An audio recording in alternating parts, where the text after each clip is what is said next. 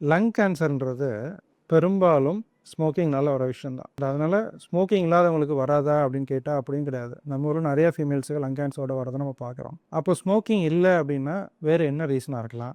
வேறு ரீசன் இருக்குன்னா ஸ்மோக் பண்ணுறவங்க எதுக்கு விடணும்? இதுதான் யூஸ்வலாக நமக்கு தோணக்கூடிய கேள்விகள். தெளிவாக சொல்கிறேன் கேளுங்க. இப்போது ஸ்மோக்கிங் அப்படின்றது ஒரு ரிஸ்க் ஃபேக்டர்னு சொல்லுவோம்.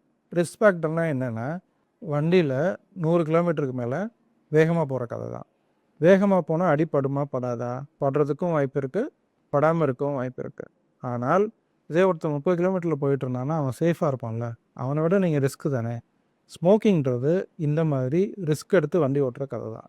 இந்த லங் கேன்சர் வந்தால் அப்படி என்ன தான் சிம்டம் வரும் அப்படின்றது தான் இந்த ஸ்மோக் பண்ணிகிட்டு இருக்கிறவங்களுக்கு உள்ள பயம். பல வருஷம் ஸ்மோக் பண்ணிகிட்டு இருப்பீங்க, ஒருவேளை நமக்கு லங் கேன்சர் இருக்குமோ அப்படின்னு ஒரு பயம் இருக்கும். என்ன சிம்டம் இருந்தால் லங் கேன்சர்னு யோசிக்கணும். காமான சிம்டம் உங்களுக்கு தெரிஞ்ச விஷயந்தான்.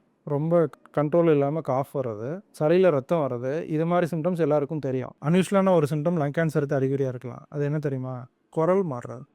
குரல் மாறினா லங் கேன்சராக இருக்குமான்னு யோசிப்பீங்க. ஆக்சுவலி என்னென்னா, நுரையீரலில் வரக்கூடிய கேன்சரை நுரையீரலில் ஆரம்பித்து பக்கத்தில் உள்ள பகுதியில் நெறிக்கட்டும். இப்போ நெறிக்கட்ட ஆரம்பித்ததுக்கப்புறம் அது என்ன பண்ணுன்னா, கழுத்து பகுதியில் நெஞ்சு பகுதியில் உள்ள நரம்புகளை போய் டிஸ்டர்ப் பண்ணும்.